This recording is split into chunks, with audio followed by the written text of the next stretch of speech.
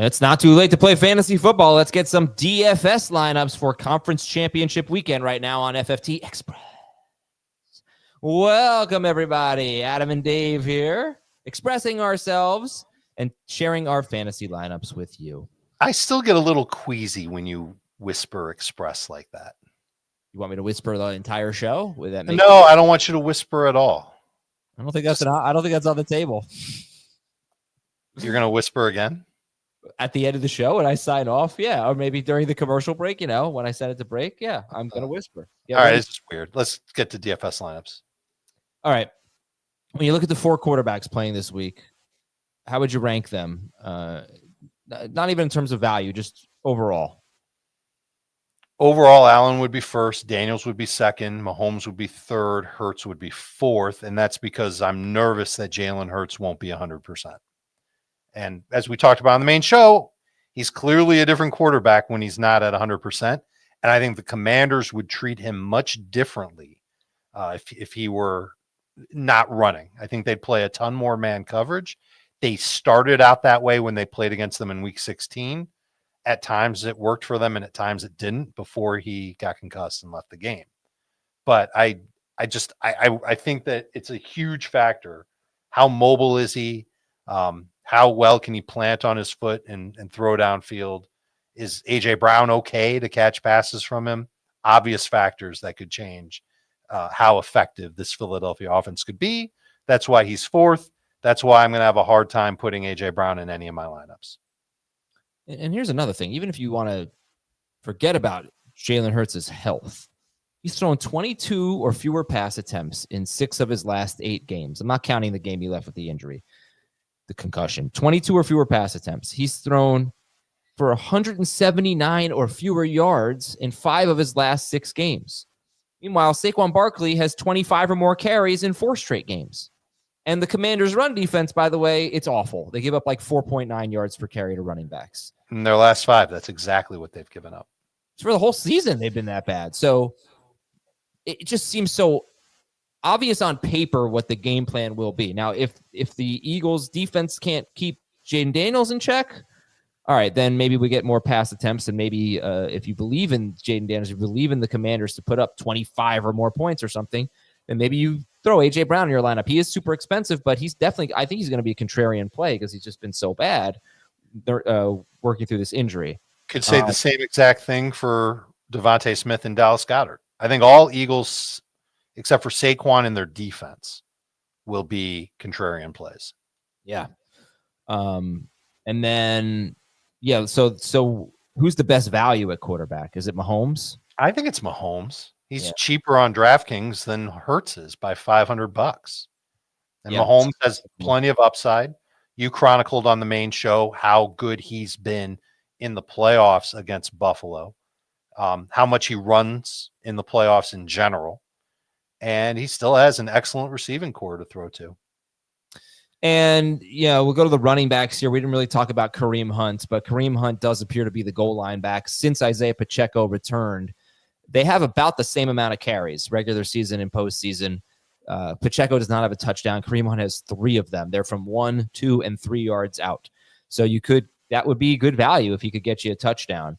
You love Barkley, though. I mean, I just laid out why. You feel like the whole world knows why. We don't have to get into it. How do you feel about James Cook, Brian Robinson? I have Eckler. I think Eckler had a huge game against the Eagles the first time. I think he's going to be pretty involved. Who do you want at this position other than Barkley? He didn't play in the second game, so we've really only seen the one time against Philadelphia. In the second game, I think Robinson and McNichols combined for 6 catches. So that seems to be something that Washington will do against this defense, is have Jaden Daniels check down or have designed throws to their running back, because they probably don't figure that they can run the ball the traditional way against this Eagles run defense, which since their bye week has been absolutely outstanding, regardless of what we saw from Kyron Williams in the snow last week. I think you'll see Saquon is the best running back. James Cook is second best. I'm picking Buffalo because I think James Cook will have a real good game against this Chiefs defense. Their run defense has started to fade a little bit down the stretch, and I think Cook could be a catalyst for Buffalo to win the game. Eckler would be third just because of the catches, the upside that he presents. He can break off long gains off of short catches. Totally expect the game script to favor Eckler in a big way that it didn't quite have last week against Detroit.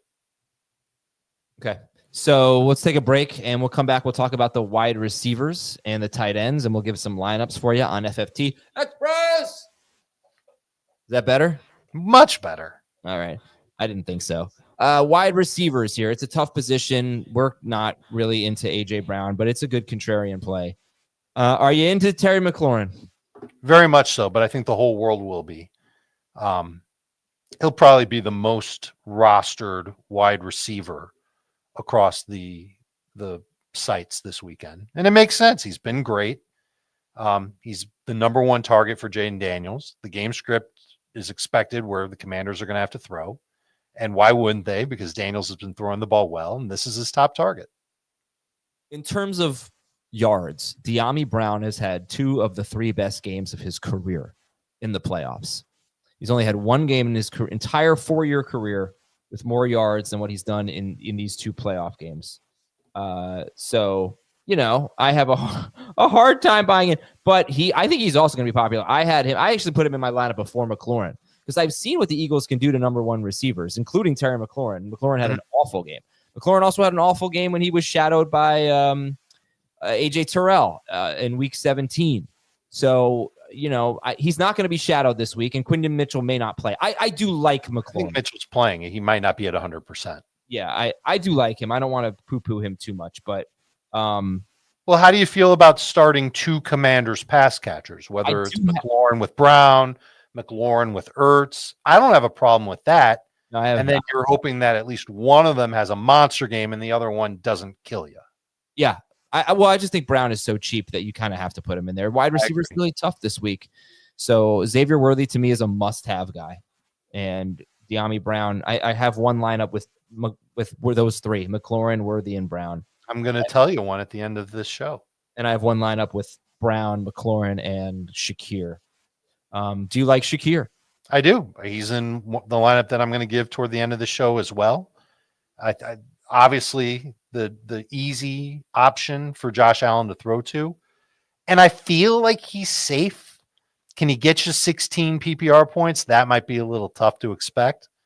But I do think that he's an inexpensive staple who won't hurt you too bad in tournaments. We saw Jalen Watson come back for the Chiefs. He only played 59% of the snaps, but it was a very good performance against the pass for the Chiefs last week against Houston. They've just been so much better when their number 2 cornerback, Jalen Watson, has been on the field.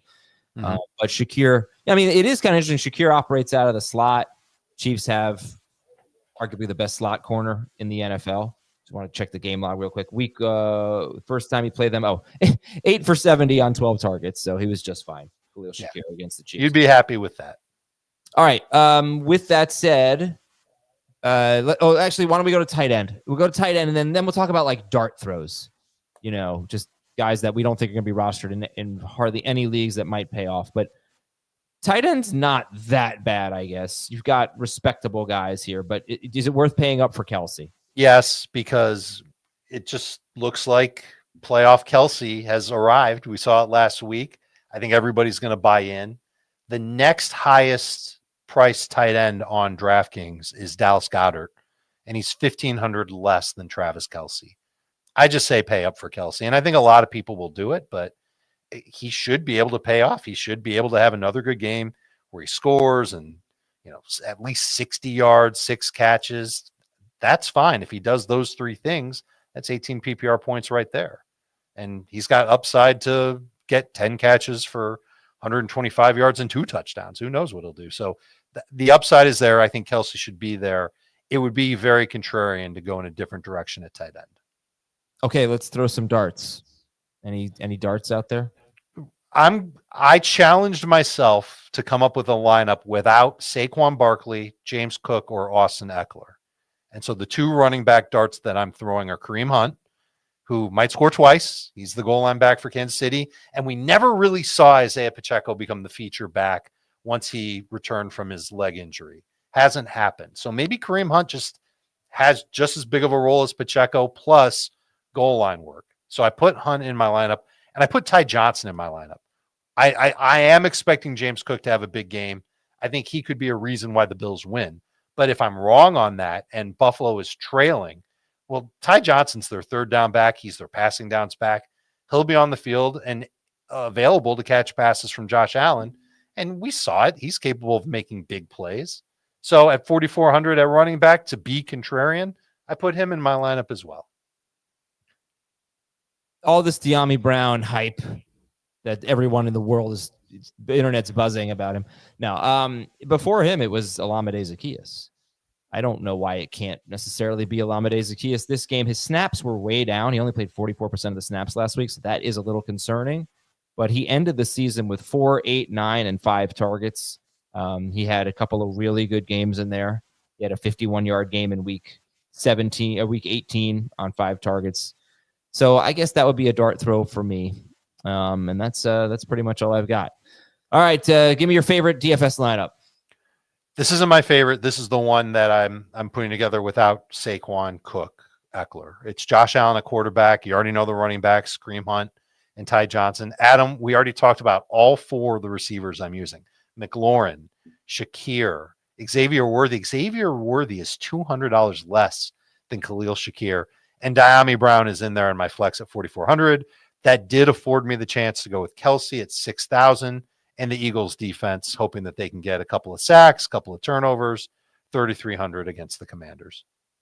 And that is on DraftKings. My very chalky FanDuel lineup has Josh Allen, who has scored 30 or more fantasy points in 6-point per passing touchdown leagues in all 3 playoff games against the Chiefs. Josh Allen, Saquon Barkley, James Cook, Xavier Worthy, Khalil Shakir, De'Ami Brown, Travis Kelce, Austin Eckler, and the Commanders DST. Okay. Thanks for watching and listening, everybody. We'll talk to you on Monday on FFT Express.